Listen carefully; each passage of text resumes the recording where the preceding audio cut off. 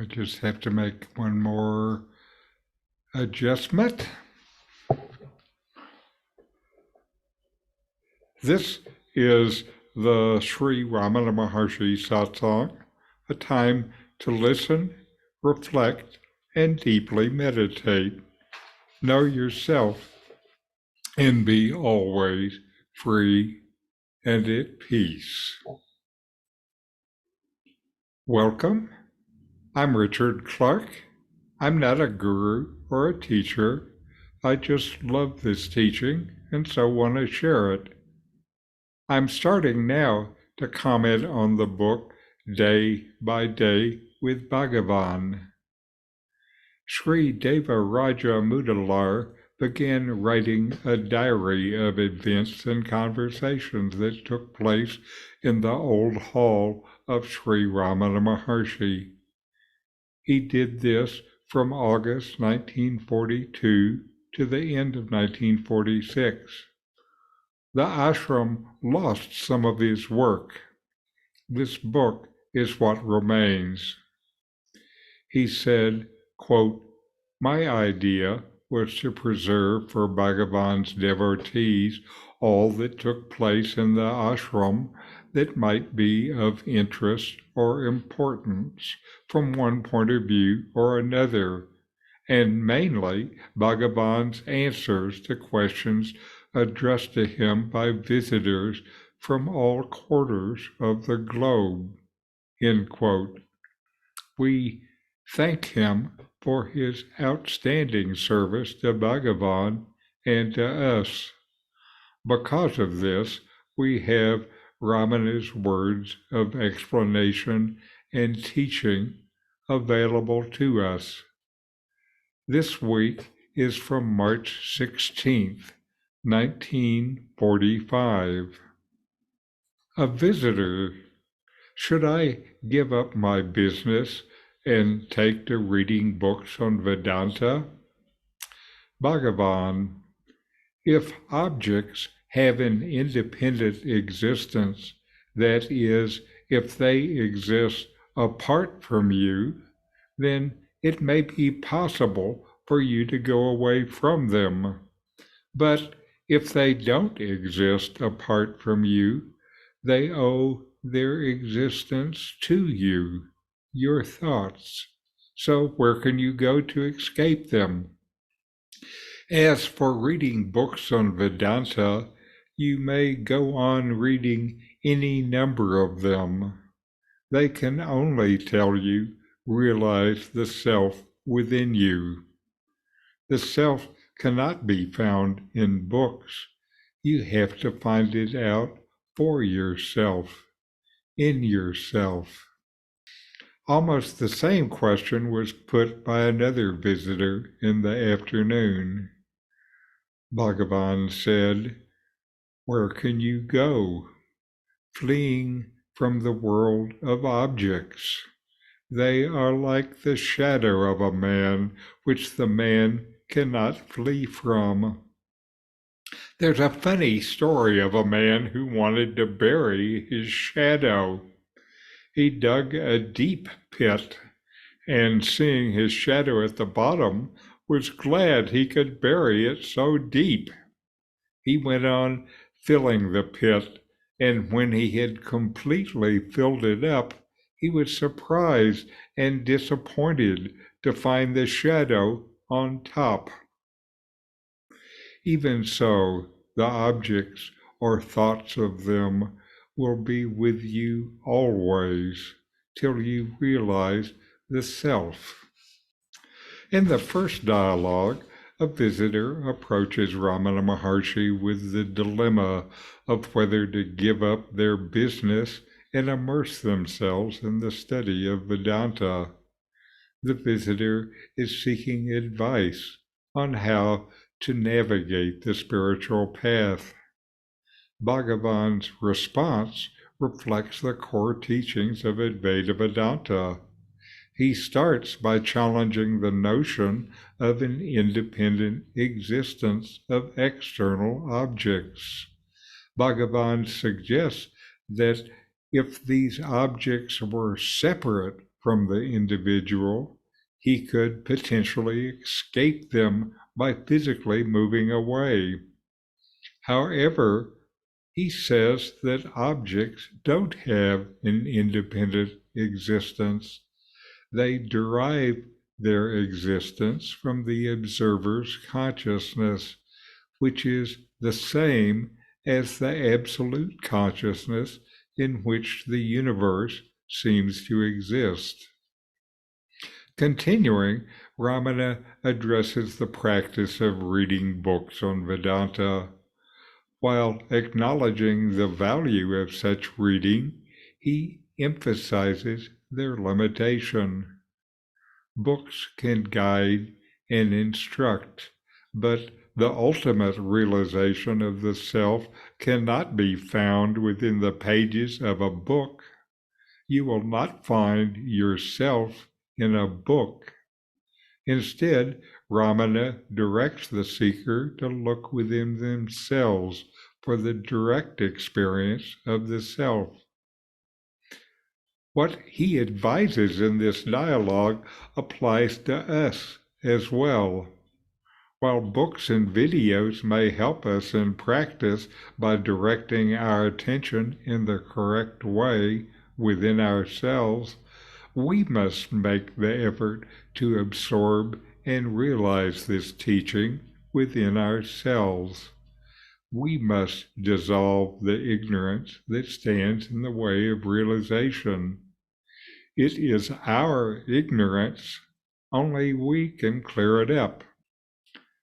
Later in the day, another visitor raises similar questions about escaping from the world of objects.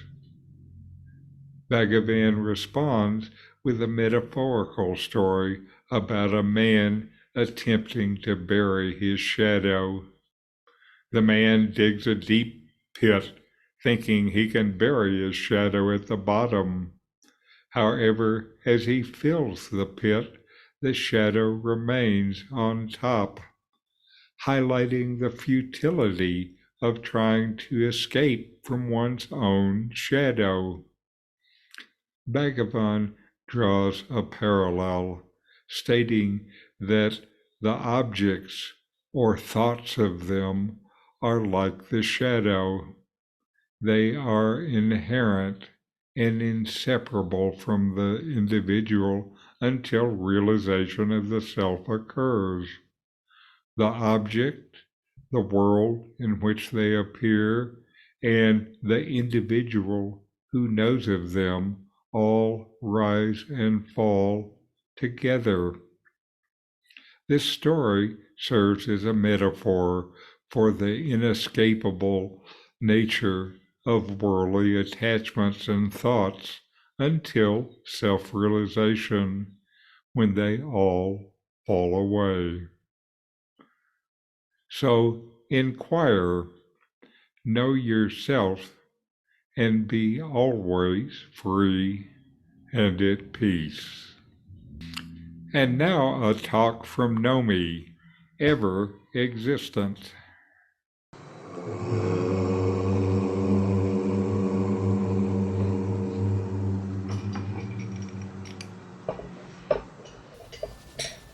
In the course of graciously bestowing spiritual instruction, Sri Bhagavan has said, the self alone is real, the self alone exists. What does it mean? That which is real is ever existent, for the real will not become unreal at any time.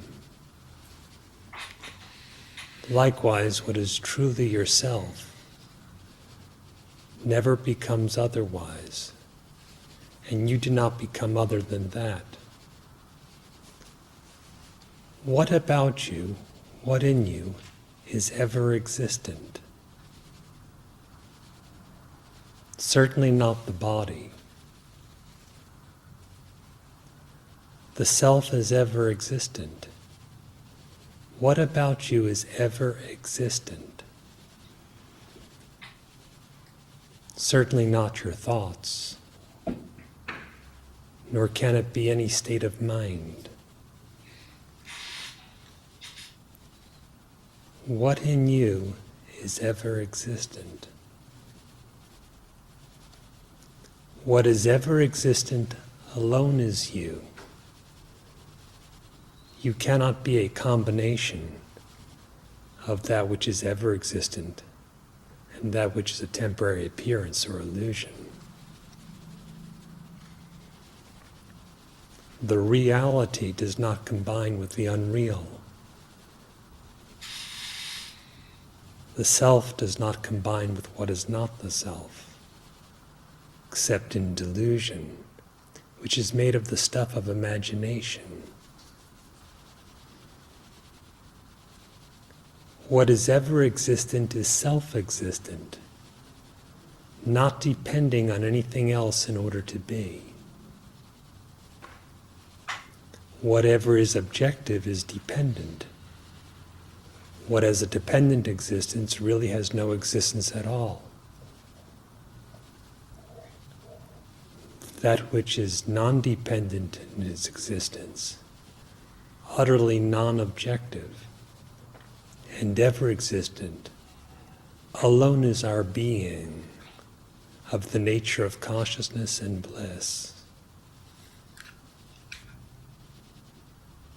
To reveal the truth of the self, the Maharshi often points to an examination of the three states of mind: waking, dreaming, and deep dreamless sleep. Waking and dreaming are characterized by content, while deep dreamless sleep by an absence of content. Everyone experiences these, more or less, every day. Waking, dreaming, deep dreamless sleep. And within those states, the objectified content changes from state to state. With all of that change, which is change of merely the illusory, your existence remains the same. Since this is so, how can one confuse this absolutely invariable existence, known as the Self or Brahman, with any of the content of those three states, whether it's the presence of things or the absence of things? Examine your own experience in quest of the knowledge of your own existence. What in you does not change, whether you're waking, dreaming, sleeping, living, dying? What does not change? Examine your own experience. What does not depend on a state of mind in order to be experienced? The world and the body appear only in the waking state of mind. That is not real. That is not what you are. Whatever is perceived through the senses, whatever is conceived in thought, whether in a waking state or a dreaming state, that is not ever existent. That is not self-existent. So that's not you. Even the absence of conception and perception, such as experience in deep sleep, is not eternal, not continuous. That is not real. That is not you. What then in truth are you? This is the inquiry to be made, to find out Who am I? To know the nature of your own existence. If, ceasing to misidentify with what is objective and unreal, the body, the senses, thought, even the supposition of existing as an individual entity or ego. If abandoning all this, you inquire deeply to know yourself, what is to be found? It is being, only being, but not this or that. It is consciousness, but nothing objective or known. It is bliss because of its perfect fullness. That which is being called it is actually you, the only you there really is. The self alone is real. The self alone exists. Unborn, imperishable, without a beginning or an end, illimitable and infinite, without condition, without state, without any kind of mode, undergoing no modification or change at any time. That, the self, simply is as it is, always. That is yourself. By profound inquiry, realize with certainty this knowledge within yourself, that there is no other self but that self. The self is one without a second.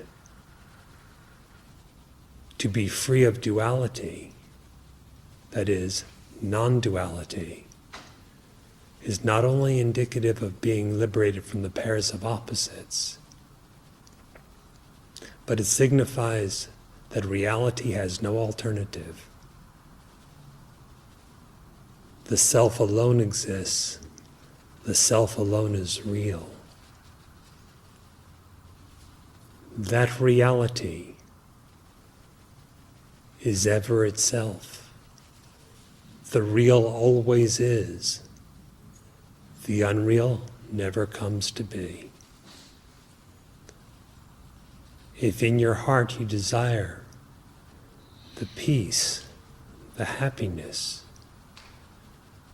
that is inherent in this absolute self, turn within, cease to misidentify with what is objective, what is not yourself, and know yourself as you really are. Since there is only one self, then the self alone knows itself. No other, be it an ego or anything else, is involved. Brahman alone knows Brahman. There is no second. Rest in this. Find your happiness in this. The ancient sages were not exaggerating when they said that this is immortal bliss. Inquire. Know yourself.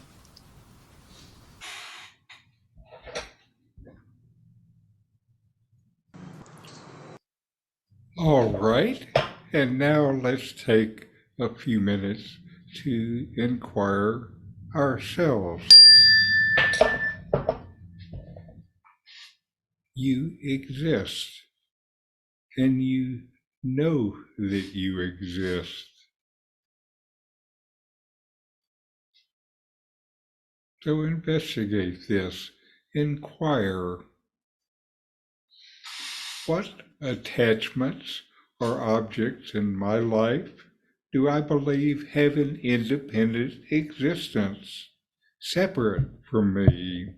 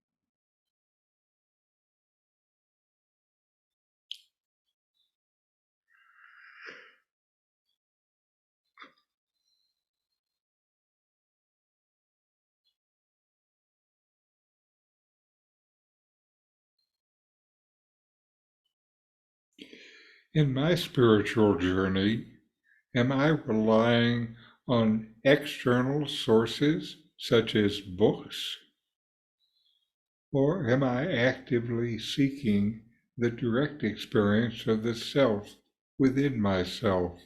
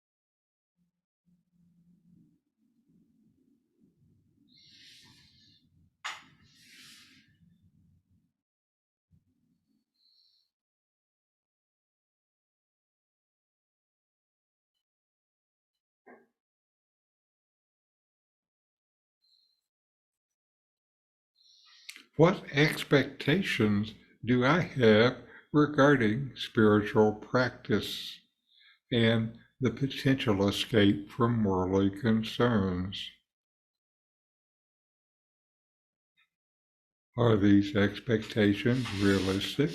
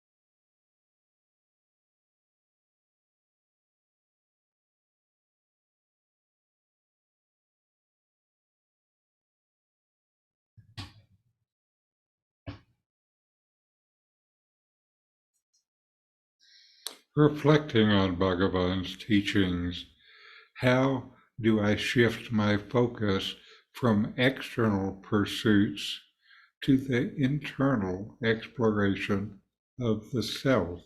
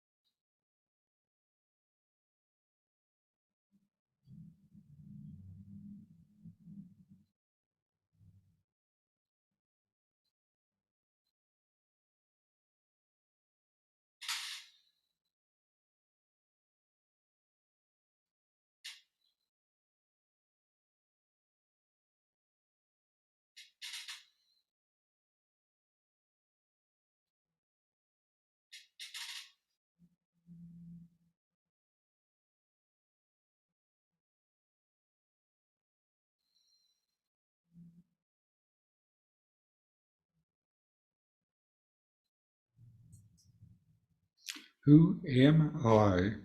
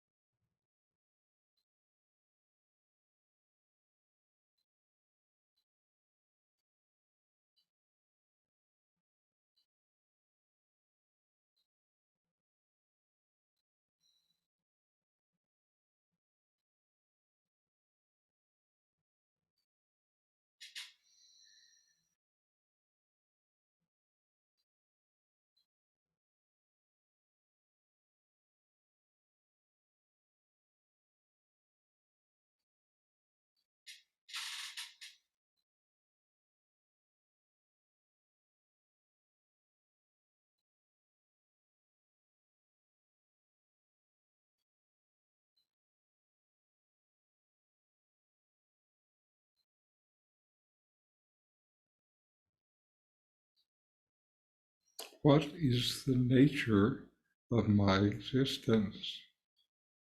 What actually exists?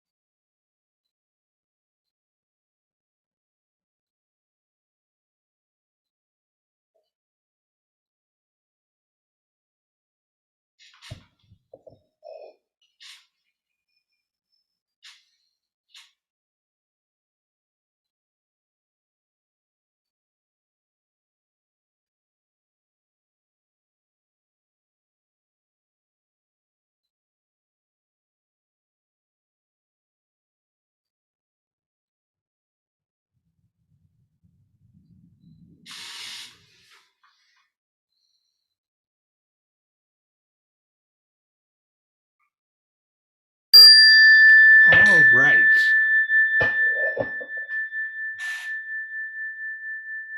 And we'll close with a chant. Om.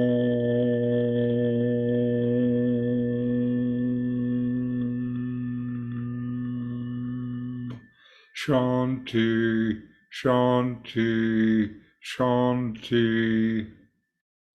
Om. Peace, peace, peace. So, namaste. Thank you for joining me today, and have good inquiry. See you next week.